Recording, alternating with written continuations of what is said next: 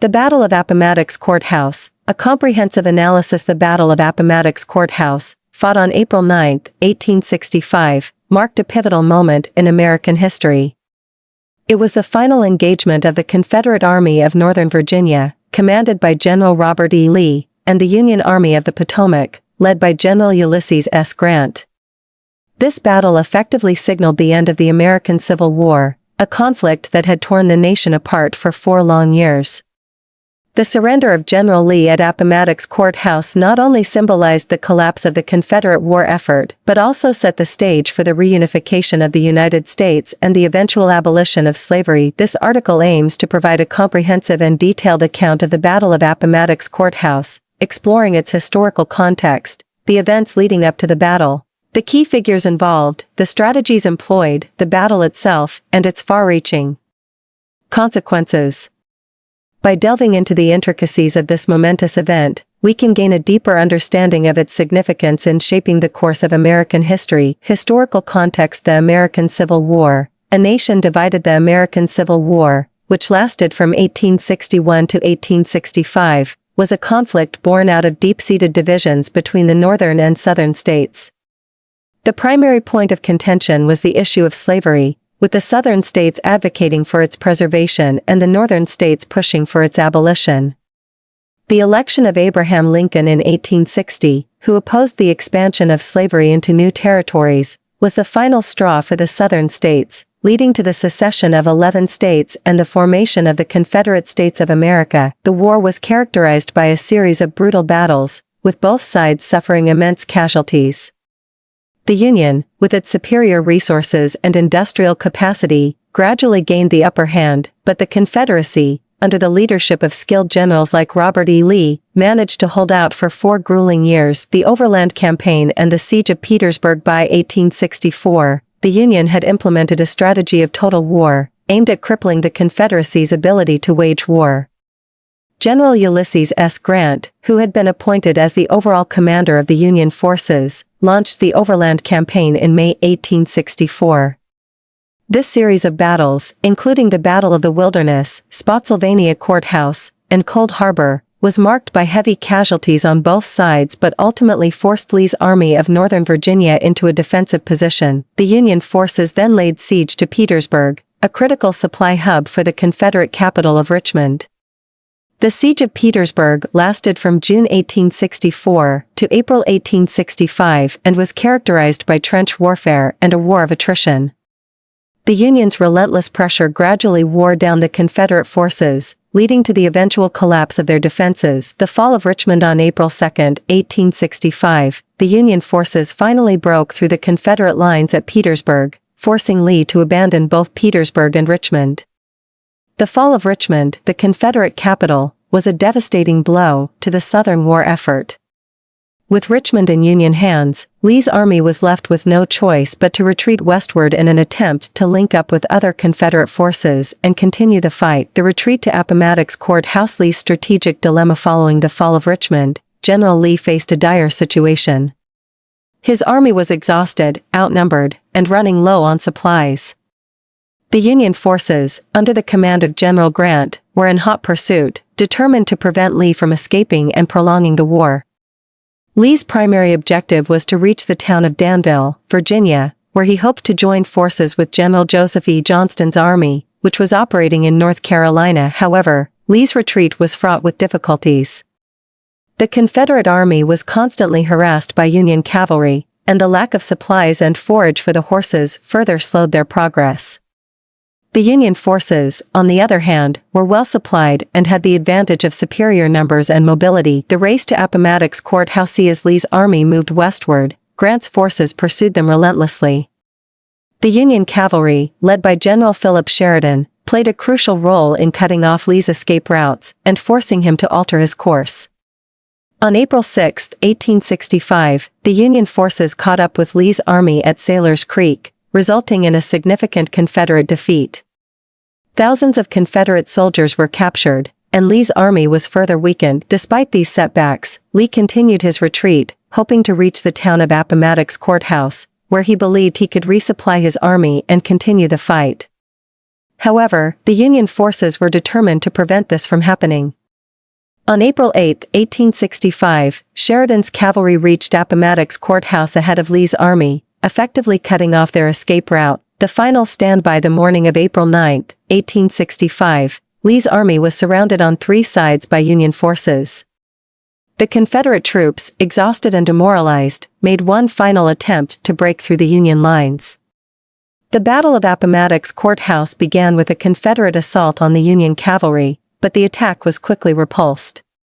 Realizing that further resistance was futile, Lee made the difficult decision to surrender his army. The surrender at Appomattox Court House. The meeting between Lee and Grant. The surrender of General Lee's army took place at the home of Wilmer McLean in the village of Appomattox Court House.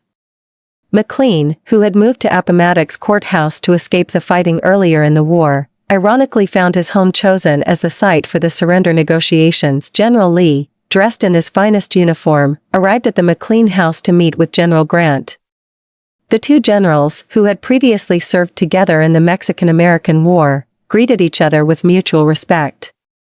Grant, aware of the gravity of the moment, offered generous terms of surrender, allowing the Confederate soldiers to return home with their personal belongings and horses, and providing them with rations to sustain them on their journey. The terms of surrender, as outlined by General Grant, were remarkably lenient.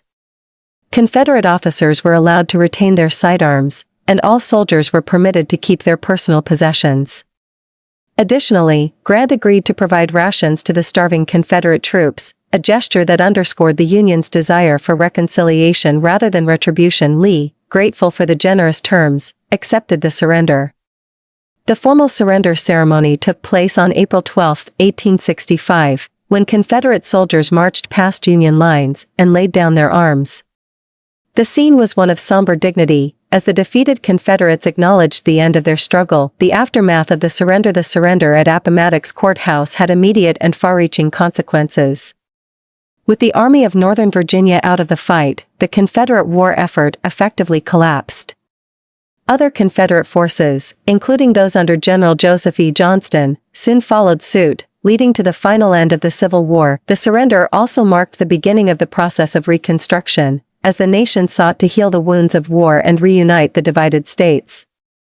The generous terms offered by Grant at Appomattox Court House set the tone for a relatively lenient approach to the defeated South. Although the process of Reconstruction would prove to be fraught with challenges and conflicts, key figures in the Battle of Appomattox Court House. General Robert E. Lee. General Robert E. Lee, the commander of the Confederate Army of Northern Virginia, was one of the most prominent figures of the Civil War. A graduate of West Point and a veteran of the Mexican-American War, Lee was widely regarded as one of the most skilled military leaders of his time. Despite his personal opposition to secession, Lee chose to fight for his home state of Virginia when it joined the Confederacy. Lee's leadership during the Civil War was marked by a series of brilliant victories, including the 7 Days Battles, Second Bull Run, and Chancellorsville. However, by the time of the Battle of Appomattox Court House, Lee's army was exhausted and outnumbered, and he was forced to make the difficult decision to surrender. General Ulysses S. Grant. General Ulysses S. Grant, the commander of the Union Army of the Potomac, was the architect of the Union's victory in the Civil War. A graduate of West Point and a veteran of the Mexican-American War, Grant had a reputation for tenacity and determination. His rise to prominence during the Civil War was marked by a series of key victories, including the capture of Vicksburg and the Battle of Chattanooga. Grant's strategy of total war, aimed at crippling the Confederacy's ability to wage war, ultimately proved successful. His relentless pursuit of Lee's army in the final days of the war culminated in the surrender at Appomattox Court House. Grant's generous terms of surrender reflected his desire for reconciliation and his belief in the importance of reuniting the nation. General Philip Sheridan. General Philip Sheridan, the commander of the Union cavalry, played a crucial role in the final days of the Civil War. Sheridan's aggressive tactics and relentless pursuit of Lee's army were instrumental in cutting off Confederate escape routes and forcing the surrender at Appomattox Court House. His victory at the Battle of Five Forks on April 1, 1865, was a key turning point in the Siege of Petersburg and set the stage for the final collapse of the Confederate defenses. Wilmer McLean. Wilmer McLean, a Virginia farmer, is perhaps best known for his role in the surrender at Appomattox Court House. McClain's home was chosen as the site for the surrender negotiations between Generals Lee and Grant, making him an unwitting participant in one of the most significant events in American history. McClain's previous home had been near the site of the First Battle of Bull Run, and his move to Appomattox Court House was an attempt to escape the fighting.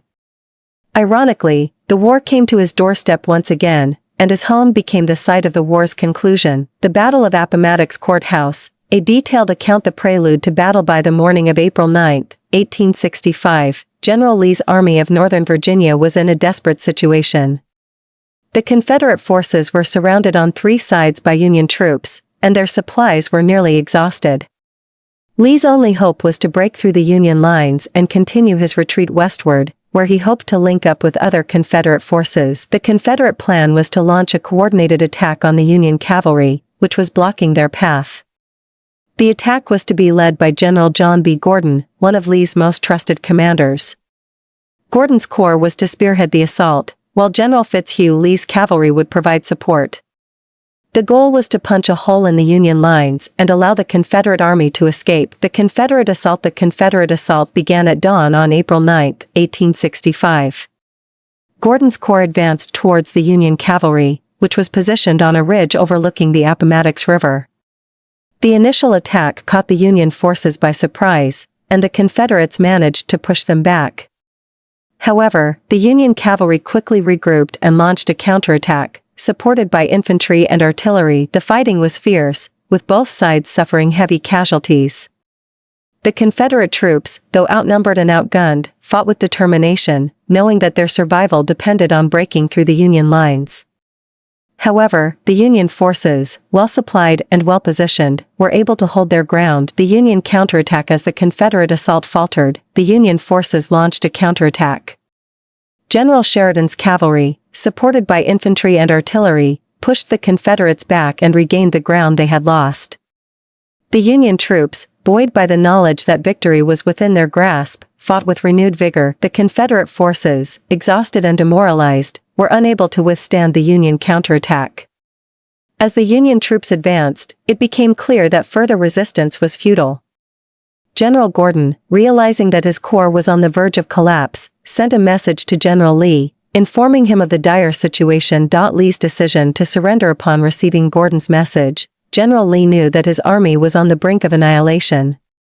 With no hope of breaking through the Union lines and no prospect of reinforcements, Lee made the difficult decision to surrender. He sent a message to General Grant, requesting a meeting to discuss the terms of surrender. The meeting between Lee and Grant took place at the McLean House in Appomattox Court House. The two generals, who had last met during the Mexican-American War, greeted each other with mutual respect.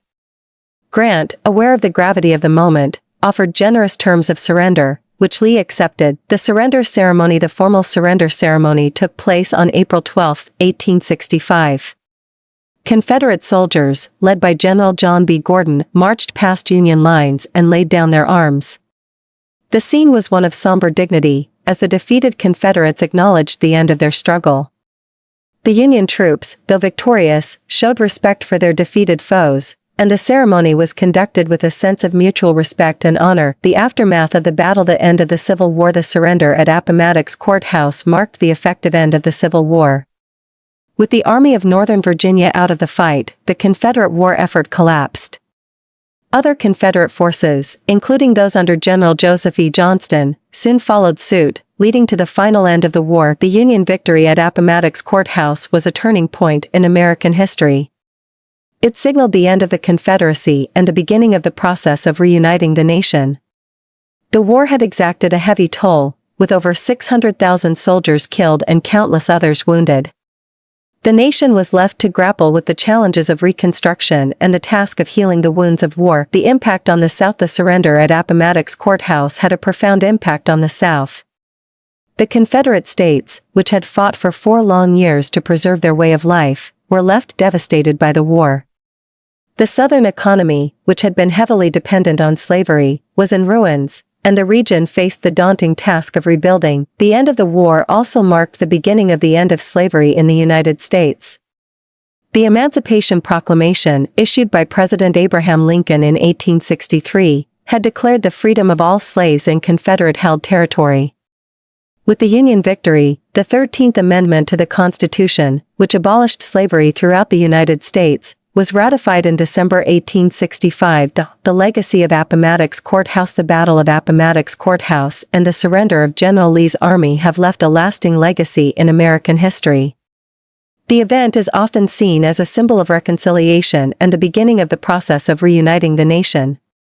The generous terms offered by General Grant at Appomattox Court House set the tone for a relatively lenient approach to the defeated South. Although the process of reconstruction would prove to be fraught with challenges and conflicts, the surrender at Appomattox Court House also marked the end of an era.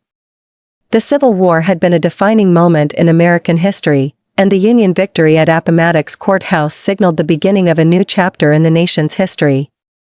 The war had tested the resilience of the American people, and the Union victory was a testament to the strength and determination of the nation. The Battle of Appomattox Court House was a pivotal moment in American history.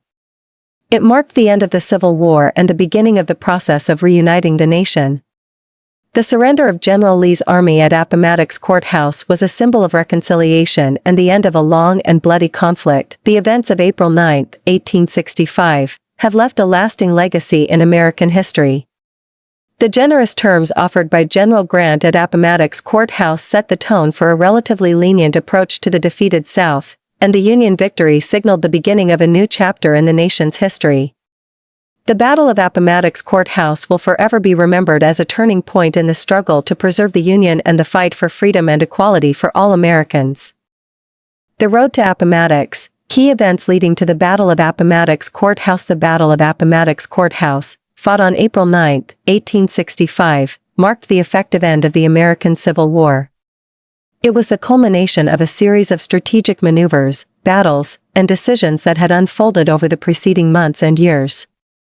This article will explore the key events that led to this pivotal moment in American history, examining the military, political, and social factors that shaped the course of the war and ultimately brought about the surrender of General Robert E. Lee's Army of Northern Virginia to General Ulysses S. Grant's Union forces. The American Civil War. A brief overview. The American Civil War, 1861 to 1865, was a conflict between the Northern states, the Union, and the Southern states, the Confederacy, over issues including states' rights, economic policies, and, most notably, slavery. The war was the result of decades of sectional tensions that had been simmering since the founding of the United States. The election of Abraham Lincoln in 1860, who opposed the expansion of slavery into new territories, was the final catalyst that led to the secession of Southern states and the formation of the Confederacy. The war was characterized by a series of bloody battles, shifting alliances, and evolving strategies. By 1864, the Union had gained the upper hand, thanks in part to its superior resources, industrial capacity, and the leadership of generals like Ulysses S. Grant and William Tecumseh Sherman. The Confederacy, despite its early victories and the leadership of generals like Robert E. Lee and Thomas Stonewall Jackson, was increasingly strained by a lack of manpower, supplies, and economic resources. The Overland Campaign, May-June 1864. One of the key turning points in the war was the Overland Campaign, a series of battles fought in Virginia between May and June 1864. This campaign was part of General Ulysses S. Grant's strategy to apply relentless pressure on the Confederacy, aiming to destroy Lee's Army of Northern Virginia and capture the Confederate capital of Richmond. The Battle of the Wilderness, May 5 to 7, 1864. The campaign began with the Battle of the Wilderness, a brutal and chaotic engagement fought in dense woods near Chancellorsville, Virginia. Despite heavy casualties on both sides, Grant refused to retreat, signaling a new approach for the Union Army.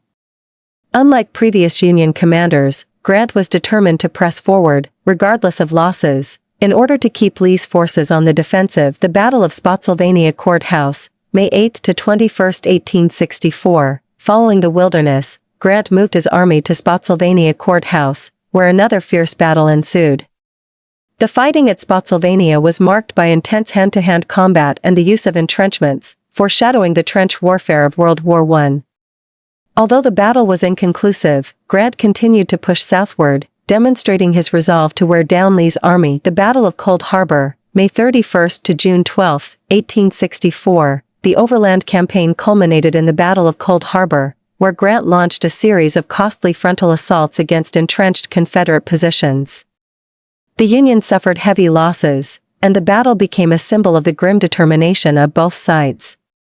Despite the setback, Grant once again refused to retreat, instead shifting his focus to the strategic city of Petersburg. The Siege of Petersburg, June 1864 to April 1865. The Siege of Petersburg was a prolonged military campaign that lasted nearly 10 months and was a critical factor in the eventual Union victory.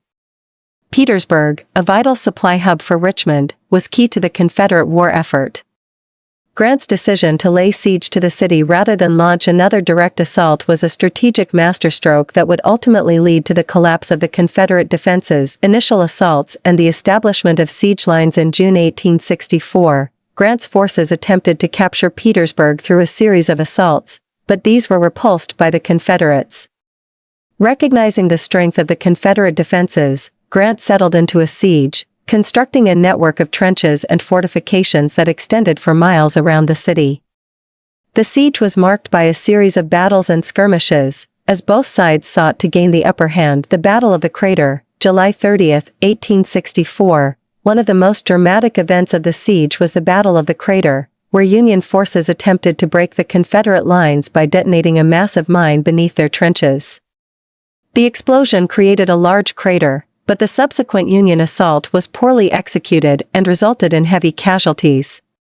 Despite this failure, the siege continued, with Grant's forces gradually extending their lines and cutting off Confederate supply routes. The worsening Confederate situation as the siege dragged on, the Confederate position became increasingly desperate. Lee's army was stretched thin, and supplies of food, ammunition, and other essentials were running low. The Confederate government, led by President Jefferson Davis, was unable to provide adequate support, and morale among both soldiers and civilians began to decline.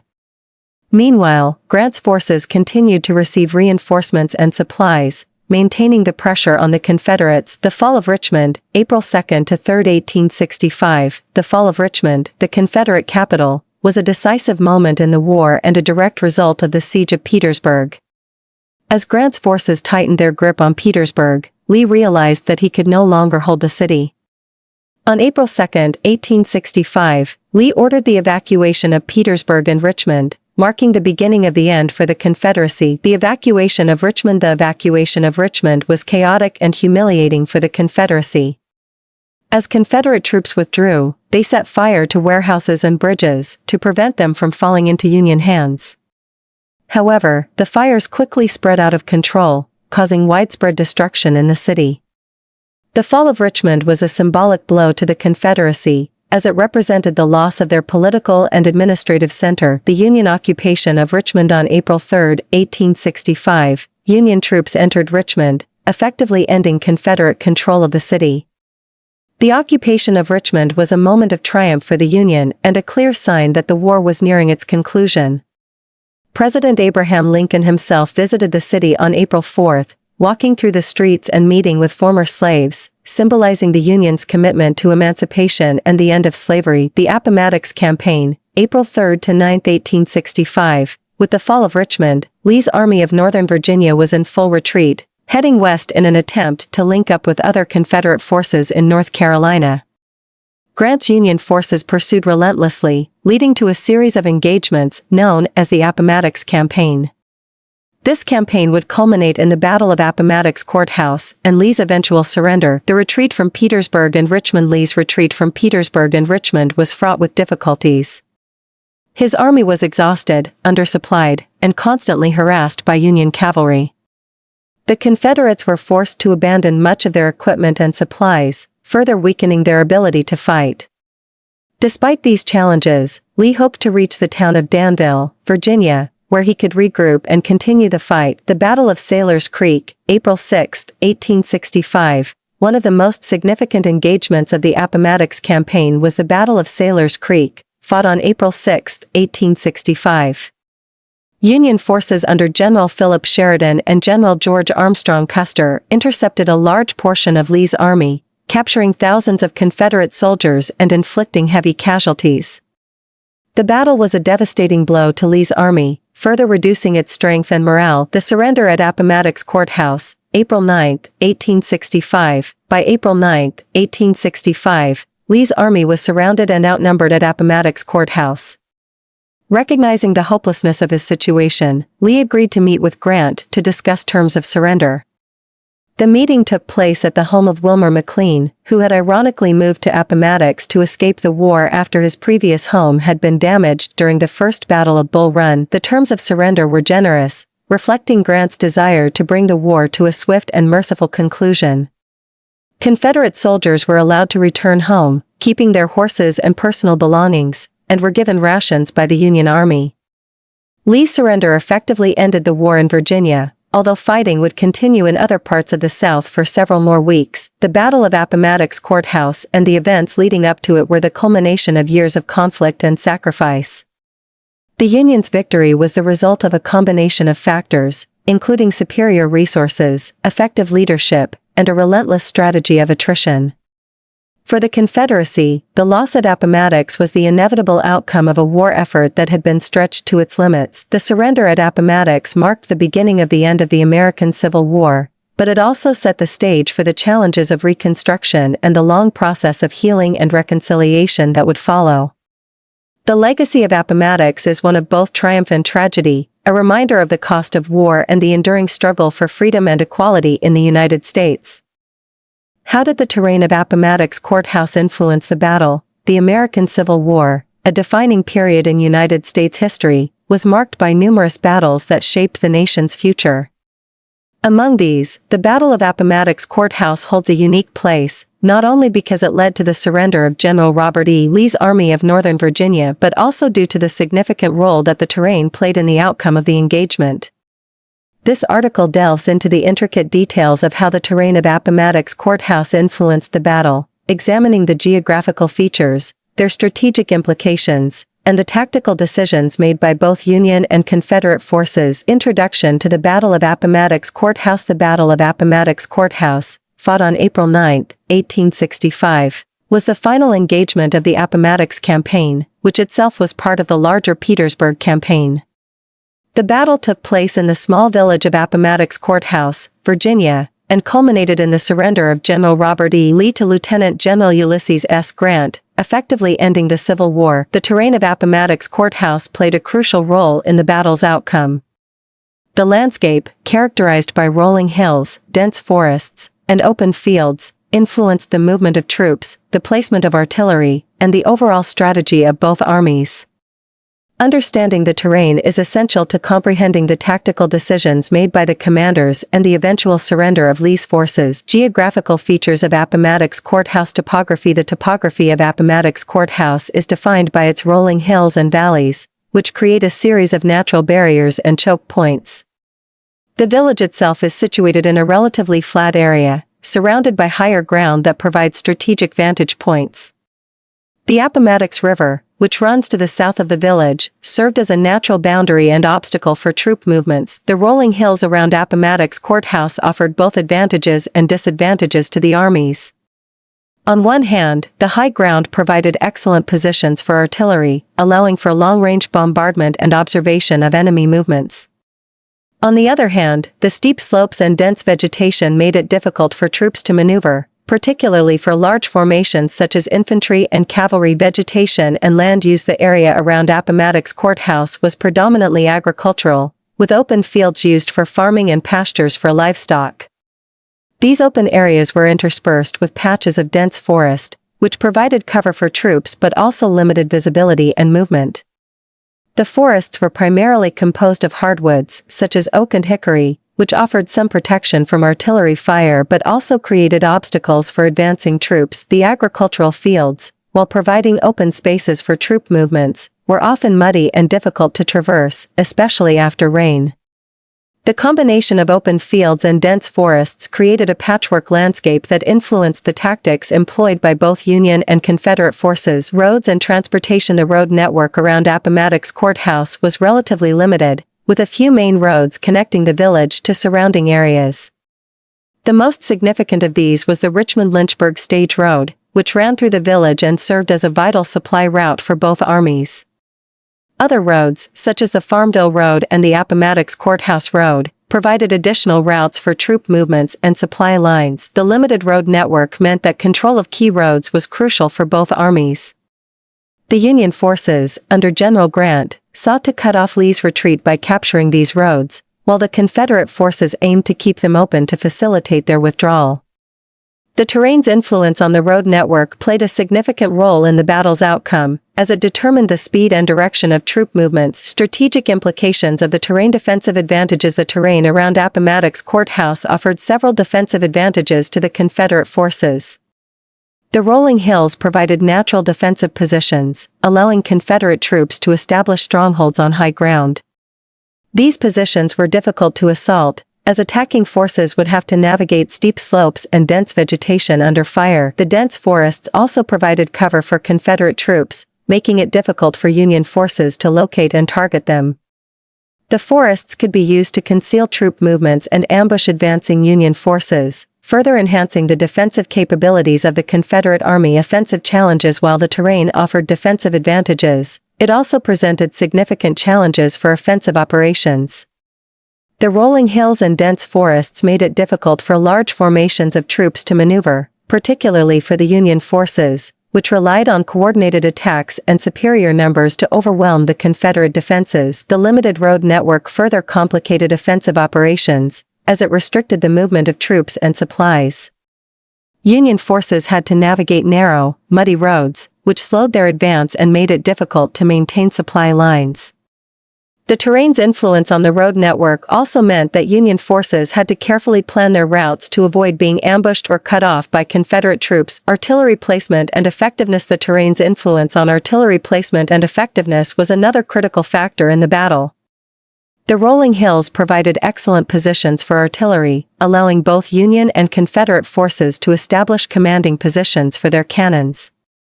However, the dense forests limited the effectiveness of artillery fire, as trees could obstruct the line of sight and absorb the impact of cannonballs. The open fields, while providing clear lines of sight for artillery, were also vulnerable to counter-battery fire. Artillery positions in open fields were exposed to enemy fire, making them difficult to maintain during prolonged engagements. The terrain's influence on artillery placement and effectiveness played a significant role in the battle's outcome, as it determined the ability of both armies to support their troops with artillery fire. Tactical decisions influenced by the terrain. Union strategy. The Union strategy at Appomattox Court House was heavily influenced by the terrain. General Grant's primary objective was to cut off Lee's retreat and force his surrender. To achieve this, Grant ordered his forces to advance along the main roads, particularly the Richmond-Lynchburg Stage Road, to block Lee's escape routes. The terrain's influence on the road network meant that Union forces had to move quickly to secure key positions before Lee could retreat. Grant's forces also had to navigate the challenging terrain, including steep hills and dense forests, to outmaneuver the Confederate Army. The Union strategy relied on superior numbers and coordinated attacks to overcome the defensive advantages offered by the terrain. Confederate strategy. The Confederate strategy at Appomattox Court House was shaped by the need to defend key positions and maintain open lines of retreat. General Lee's forces sought to hold the high ground and use the dense forests for cover, while also keeping the main roads open for their withdrawal. The terrain's influence on the Confederate strategy was evident in their defensive positions, which were carefully chosen to maximize the advantages offered by the rolling hills and dense forests. Lee's forces also used the terrain to their advantage by conducting ambushes and delaying actions, slowing the Union advance and buying time for their retreat. Key engagements and terrain influence. Several key engagements during the Battle of Appomattox Court House were directly influenced by the terrain. One such engagement was the Union assault on the Confederate positions at Appomattox Court House itself. The Union forces had to navigate steep slopes and dense forests to reach the Confederate lines, making the assault challenging and costly. Another key engagement was the Confederate attempt to break through the Union lines at Appomattox Station. The terrain's influence on the road network meant that the Confederate forces had to fight their way through narrow, muddy roads, slowing their advance and making them vulnerable to Union counterattacks. The terrain also played a role in the final surrender of Lee's forces. The Union forces' ability to secure key positions and cut off Lee's retreat was directly influenced by the terrain's impact on troop movements and road networks. The rolling hills and dense forests made it difficult for Lee's forces to escape, ultimately leading to their surrender. The terrain of Appomattox Court House played a crucial role in the outcome of the battle. The rolling hills, dense forests, and limited road network influenced the strategic and tactical decisions made by both Union and Confederate forces. The terrain's defensive advantages allowed the Confederate forces to hold strong positions, while its offensive challenges slowed the Union advance and complicated their operations. Ultimately, the Union forces' ability to navigate the challenging terrain and secure key positions led to the surrender of General Lee's Army of Northern Virginia.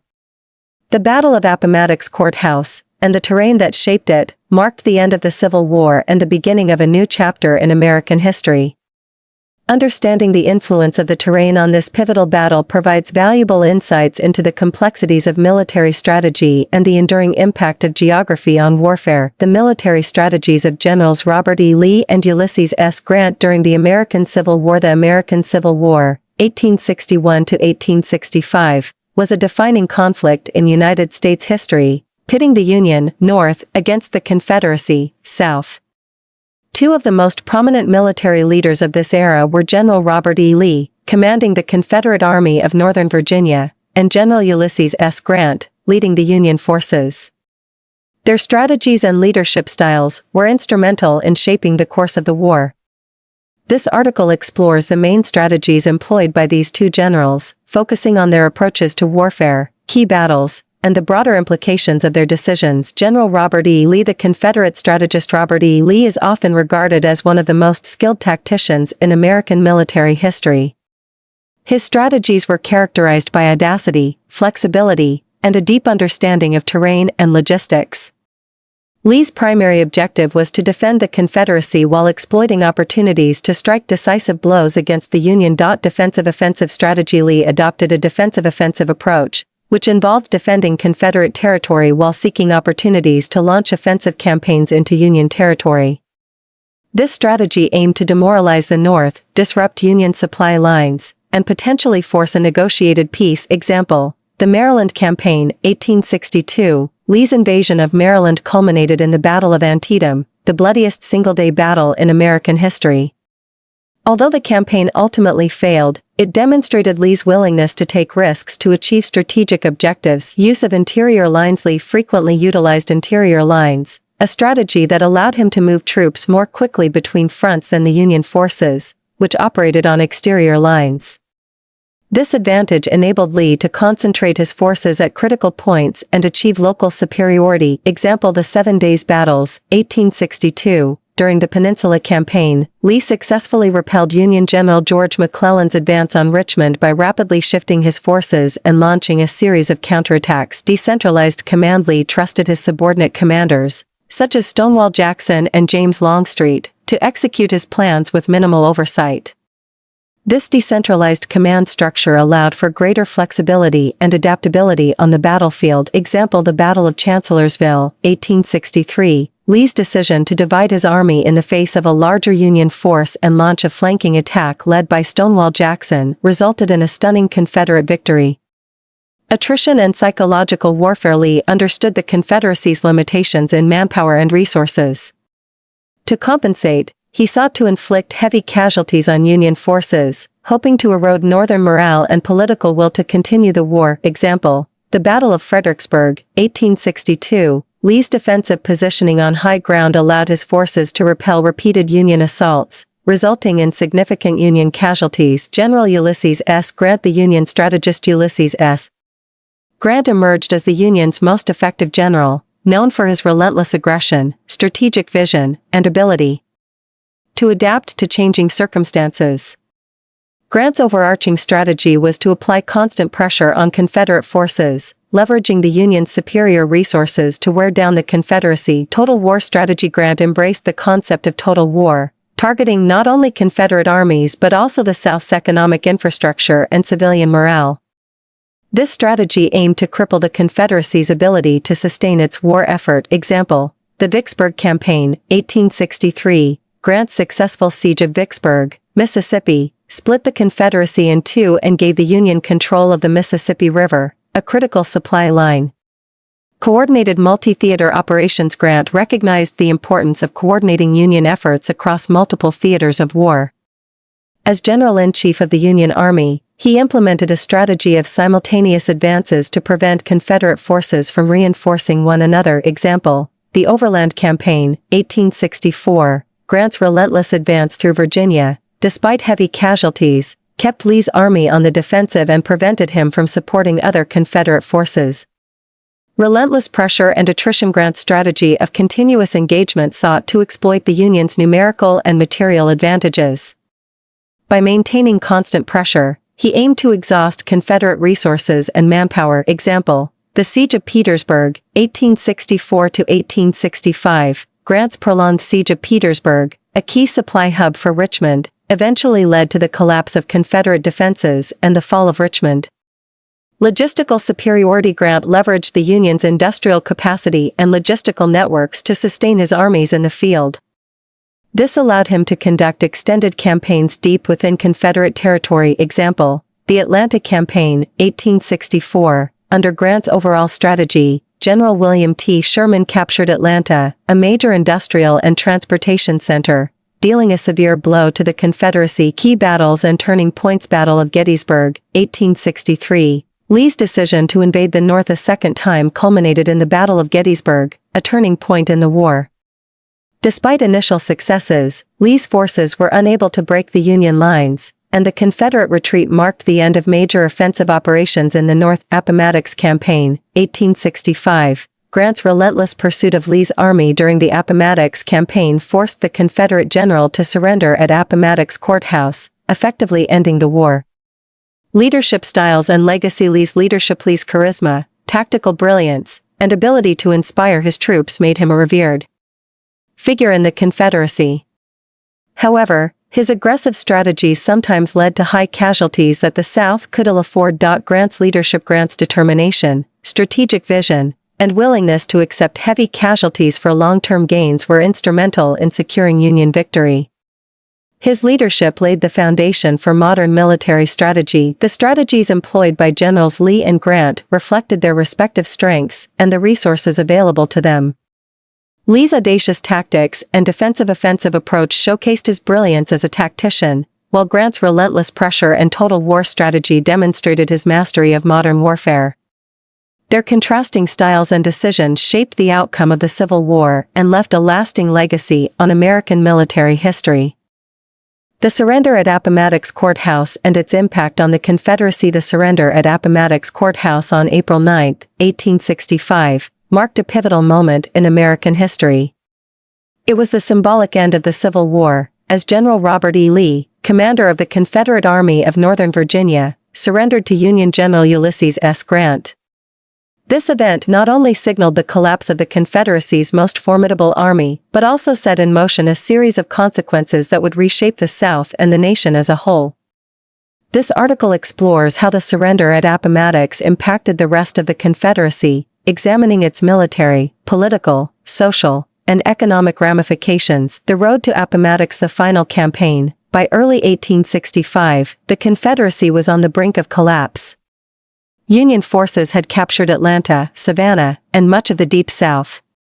Lee's army, weakened by desertions and lack of supplies, was forced to abandon Richmond, the Confederate capital. In early April, the Siege of Petersburg, the prolonged siege drained Confederate resources and morale, leading to the eventual retreat toward Appomattox. Lee's surrender. After a series of skirmishes and the Battle of Appomattox Court House, Lee realized further resistance was futile. His surrender to Grant under generous terms marked the beginning of the end for the Confederacy. Military impact on the Confederacy. Collapse of Confederate armies. Lee's surrender demoralized remaining Confederate forces. Without their most respected general and his army, other Confederate commanders, such as Joseph E. Johnston in North Carolina, soon followed suit. End of organized resistance. The surrender at Appomattox effectively ended large-scale military operations. While some guerrilla bands continued to fight, the Confederate war effort was no longer viable. Union occupation. With the Confederacy's military defeat, Union forces moved to occupy southern states, enforcing federal authority and beginning the process of reconstruction. Political consequences. Dissolution of the Confederate government. President Jefferson Davis and his cabinet fled Richmond, but the surrender at Appomattox undermined their authority. Davis was eventually captured in May 1865, and the Confederate government dissolved. Reconstruction begins. The surrender paved the way for Reconstruction policies aimed at reintegrating Southern states into the Union. This included the abolition of slavery, the ratification of the 13th Amendment, and the establishment of new state governments. Loss of sovereignty. The Confederacy's dream of an independent nation was shattered. Southern states were forced to accept federal authority and undergo significant political and social changes. Economic impact. Devastation of the Southern economy. The war left the South in ruins. Infrastructure, including railroads and factories, was destroyed, and the agricultural economy, heavily reliant on slave labor, collapsed. Emancipation and labor shortages. The end of slavery created a labor crisis for Southern landowners. Freedmen sought new opportunities, and the plantation system struggled to adapt. Federal intervention. The federal government implemented policies to rebuild the South, but economic recovery was slow and uneven. Sharecropping and tenant farming emerged as dominant systems, often perpetuating poverty. Social and cultural shifts. Abolition of slavery. The surrender at Appomattox solidified the end of slavery, fundamentally altering Southern society. Freedmen faced both opportunities and challenges as they sought to build new lives. Racial tensions. The end of the war did not bring immediate equality. The rise of black codes, the Ku Klux Klan, and other forms of racial violence highlighted the deep divisions that persisted. Cultural identity. The lost cause narrative emerged in the post-war South, romanticizing the Confederacy and its leaders. This mythology influenced Southern culture and memory for generations. Long-term implications. Reconstruction era. The surrender at Appomattox set the stage for the tumultuous Reconstruction era, which sought to rebuild the South and integrate freedmen into society. However, resistance from white Southerners and political compromises limited its success. National reconciliation. Over time, the surrender became a symbol of national reconciliation. Grant's generous terms to Lee were seen as a gesture of goodwill, helping to heal the nation's wounds. Legacy of the Civil War. The surrender at Appomattox remains a defining moment in American history, symbolizing the end of a brutal conflict and the beginning of a new era. The surrender at Appomattox Court House was more than just a military event. It was a turning point that reshaped the Confederacy and the United States. It marked the end of slavery, the collapse of the Confederate government, and the beginning of a long and difficult process of reconstruction. While the South faced immense challenges in the aftermath of the war, the surrender also laid the groundwork for a more unified nation. The legacy of Appomattox continues to resonate, reminding us of the costs of division and the possibilities of reconciliation. Lieutenant Colonel Ulysses S. Parker, a key figure in the surrender negotiations at Appomattox Court House. The American Civil War, 1861 to 1865, was a defining moment in United States history, a conflict that pitted the Northern states, the Union, against the Southern states, the Confederacy, over issues of states' rights, slavery, and the future of the nation. The war culminated in the surrender of Confederate General Robert E. Lee to Union General Ulysses S. Grant at Appomattox Court House on April 9, 1865. Among the key figures present during this historic event was Lieutenant Colonel Ulysses S. Parker, a Seneca Native American and military adjutant to General Grant. Parker's role in the surrender negotiations was not only significant but also symbolic, representing the diverse contributions of marginalized communities to the Union's victory. Early life and background of Ulysses S. Parker. Ely Samuel Parker was born in 1828 on the Tonawanda Seneca Reservation in western New York. He was a member of the Seneca Nation, part of the Iroquois Confederacy, and his native name was Hassanawanda, meaning leading name. From an early age, Parker demonstrated exceptional intelligence and leadership qualities. He was educated in both traditional Seneca customs and Western education, learning English and studying law and engineering. Parker's dual identity as a Native American and an American citizen placed him in a unique position. He faced significant racial prejudice and legal barriers, particularly when he sought to practice law after passing the bar exam. Despite these challenges, Parker became a prominent advocate for Native American rights and worked as an engineer for the U.S. government, contributing to the construction of canals and custom houses. Parker's military career. When the Civil War broke out in 1861, Parker sought to enlist in the Union Army. However, his initial attempts were thwarted due to his Native American heritage. Undeterred, he used his connections to secure a position as an engineer and later as a staff officer. In 1863, he met General Ulysses S. Grant, who recognized Parker's talents and appointed him as his military secretary. Parker's role as Grant's adjutant was multifaceted. He handled correspondence, drafted orders, and served as a trusted advisor. His legal background and organizational skills made him an invaluable member of Grant's staff. Over time, Parker earned Grant's respect and friendship, a relationship that would prove pivotal during the surrender negotiations at Appomattox. The road to Appomattox. By early 1865, the Confederacy was on the brink of collapse. General Robert E. Lee's Army of Northern Virginia, once a formidable force, was exhausted and outnumbered. After a series of defeats, Lee's forces were surrounded at Appomattox Court House in Virginia. Recognizing the futility of further resistance, Lee sent a message to Grant requesting a meeting to discuss terms of surrender. On April 9, 1865, the two generals met at the home of Wilmer McLean in Appomattox Court House. The meeting was attended by several officers from both sides, including Lieutenant Colonel Ely S. Parker.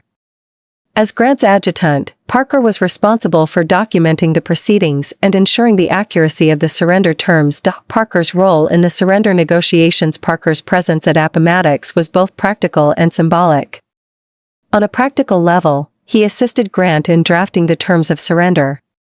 The document, which outlined the conditions under which Confederate soldiers would lay down their arms and return home, was written in Parker's handwriting. His meticulous attention to detail ensured that the terms were clear and unambiguous, preventing any potential misunderstandings. Symbolically, Parker's presence underscored the diversity of the Union forces and the contributions of Native Americans to the war effort. At a time when racial and ethnic minorities were often marginalized, Parker's role in such a historic moment was a testament to his abilities and the inclusive nature of Grant's leadership. One of the most poignant moments of the surrender negotiations occurred when General Lee initially mistook Parker for a black man. Upon realizing that Parker was Native American, Lee reportedly said, "I am glad to see one real American here." Parker, with characteristic wit and dignity, replied, "We are all Americans." The aftermath of Appomattox. The surrender at Appomattox marked the beginning of the end of the Civil War. Over the following weeks, other Confederate forces surrendered, and the nation began the long process of reconstruction. For Parker, the end of the war brought both recognition and new challenges. Parker was promoted to the rank of Brevet Brigadier General in recognition of his service. He continued to work with Grant, who became President of the United States in 1869. As Commissioner of Indian Affairs, Parker advocated for fair treatment of Native Americans and sought to reform the corrupt and inefficient Bureau of Indian Affairs. However, his efforts were met with resistance from politicians and bureaucrats, and he eventually resigned from the position. Legacy of Ely S. Parker. Ely S. Parker's legacy is one of resilience, leadership, and breaking barriers. As a Native American in a predominantly white society, he faced numerous obstacles but persevered through his intelligence, determination, and integrity. His role in the surrender negotiations at Appomattox is a reminder of the diverse contributions to the Union's victory and the importance of inclusivity in American history. Parker's life also highlights the complexities of identity and belonging. He navigated the worlds of his Seneca heritage and American citizenship with grace, advocating for justice and equality for all. His story continues to inspire those who seek to overcome adversity and make a meaningful impact on society. Lieutenant Colonel Ely S. Parker's role in the surrender negotiations at Appomattox Court House was a defining moment in his life and a significant chapter in American history. As a Native American serving in the Union Army, Parker broke barriers and demonstrated the importance of diversity and inclusion. His contributions to the Civil War and his advocacy for Native American rights remain a testament to his enduring legacy. In the words of General Ulysses S. Grant, Parker was a man of great ability and integrity, whose story deserves to be remembered and celebrated.